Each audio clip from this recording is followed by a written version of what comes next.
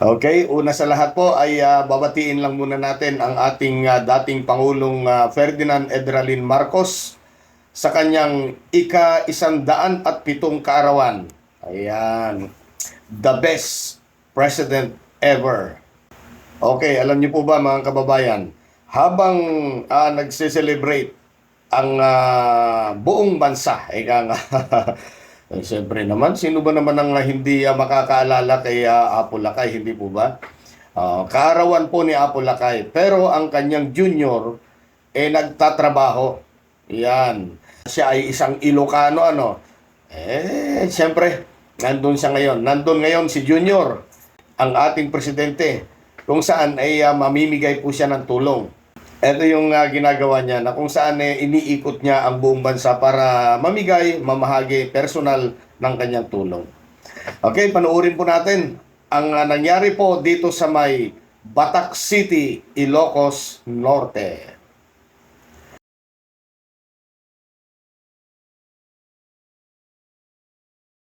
Ang Pangulo ng Republika ng Pilipinas, His Excellency Ferdinand R. Marcos Jr. Tayo na po ay mamamahagi na ng mga different agricultural inputs para sa mga farmers, mga fisher folks at livestock raisers in Ilocos Norte. Pinapamahagi na ang mga knapsack sprayer, mga fishing paraphernalias, mga multi-purpose seeder. Pinapamahagi na ngayon ang mga Like father, like son. Yan ang kasabihan. hand tractors. Ano ba? Pinili Ilocos Norte, Diba father, like son? multi-purpose cultivator. Kasama din po ang iba pang mga iba't ibang organisasyon ng mga magsasaka. Atin pong nakikita, ang mga pinapamahagi ngayon ay galing sa ating Department of Agriculture. Sa kabuuan, 99.88 million ang halaga ng mga agricultural equipment at machineries na ipapamigay ng Department of Agriculture sa ating mga magsasaka sa Ilocos Norte.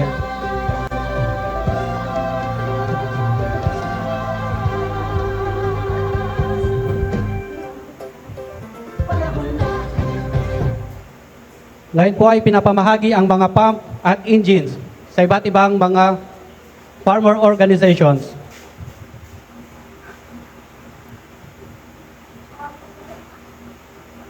Kasama din po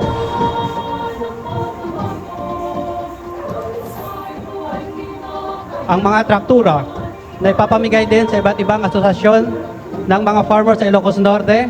Kasama po dito ang Tabunga Umandalon Association Incorporated, San Esteban Sagpatan Irrigators Association Incorporated.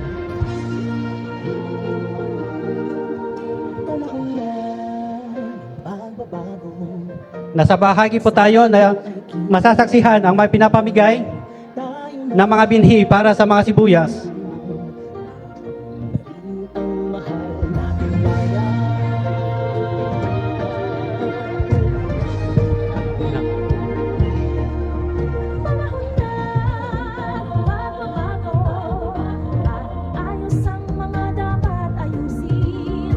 Muli sa kabuuan, 99.88 million galing sa Department of Agriculture.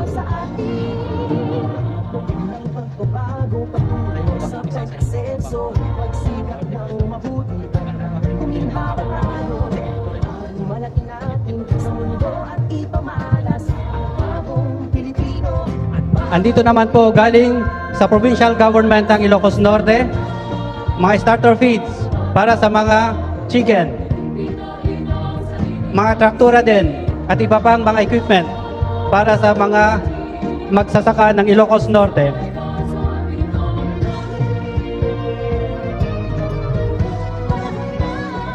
Sa kabuuan, 58.07 billion mula sa provincial government ng Ilocos Norte.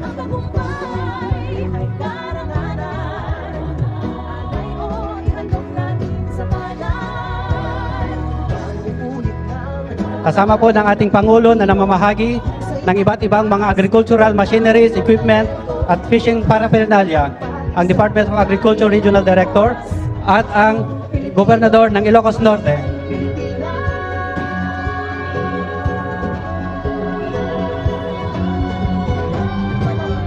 Muli mga kababayan, ang Pangulo ng Republika ng Pilipinas, His Excellency Ferdinand R. Marcos Jr.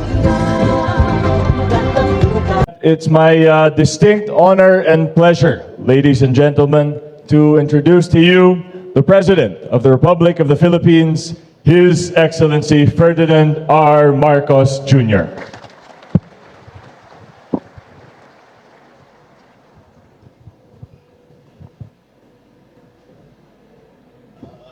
Distinguished na po Gobernador Matt, tugaw tayo. Ti nadumang opisyal, ng empleyado, na tiga-batak, nga kailiak, my fellow workers in government, agama na ta imay kayo, kinagagala ko na personal na makabalik habang tayo ay nagse-celebrate ng birthday ng aking ama, ang dating Pangulong Ferdinand Edralin Marcos. Ngayon, nag-senior na. At habang mayroon tayong selebrasyon, ay hindi po natin nakakalimutan. At iti manalon, ken mangalap tayo. We have nakakadaan lang natin sa napakahirap na panahon na 6 na buwan tayo walang nakitang ulan. Kahit ang daming mahirapan, ang daming nasira, at kaya't maraming nangangailangan na ating mga farmer at saka fishermen, ay marami silang pangangailangan. At kaya kami nagdala ng karagdagang tulong para sa mga magsasaka, sa mga isda, at sa mga nag-aalaga ng hayop.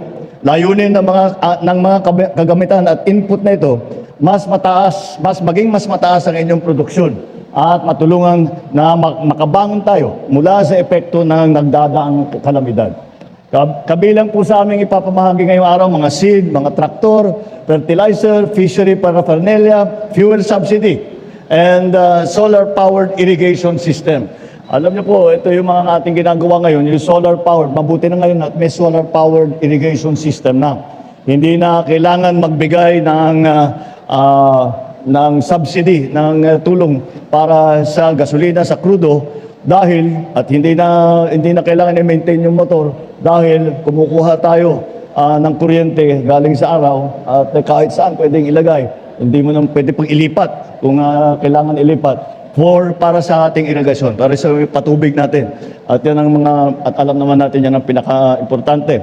Marami po mga bagong teknolohiya ang nakikita natin dito. Ang mga tulong na ito ay bahagi lamang ng mas malaking hangarin natin na para sa lahat, na isang pagkilala sa sipag at sakripisyo na binubuhos ninyo sa Ilocos at para sa buong bansa. Every step that we take, it comes under the unity that we have forged between the different agencies of our government. Lahat po ay magkasama. At hindi lang mga DA, kasama rin dyan po yung mga DOLE, kasama rin dyan yung BIFAR, kasama dyan ang DILG. Lahat po tayo, lahat po kami sa pamahalaan ay nagkakaisa para mabigyan ng tulong ang ating mga magsasaka at ang ating mga mangingisda. At mabigyan din ng pagkakataon yung mga iba ay magsimula ng kanilang sideline na para pagka marami ang produksyon, kailangan matutunan na natin ang processing. At yung nakita natin kanina doon sa Imelda Cultural Center sa Batak, sa poblasyon, yun ang nakikita natin na natututo na tayo na mag-process ng ating mga produkto. Dahil napakaganda ang performance ng ating mga magsasaka, kaya ang nangyari dyan ay sobra-sobra na ang ating produksyon hanggat tinamaan tayo ng El Nino. Ngunit makakabalik tayo at para maging mas maganda ang produkto ninyo, para maibigay na natin lahat at ma-process natin lahat. Mas mataas ang value added, mas malaki po ang kita. At pagka nangyari yun, mas gaganda ang paghahanap buhay ninyo. Kaya siguro simulan na natin at tawagin na natin ang ating mga magsasaka, ang ating mga beneficiary, ang pinakamahalaga na nandito ngayon, ating mga beneficiary para dito sa tulong na dala ng pamahalaan. Just take me na. Amen. Agyaman kami yun ay Apo Bongbong Marcos. Tuno ko agayam kakabsat intuno September 13 birthday naman ni Apo Presidente. So dahil talangin agyaman ako na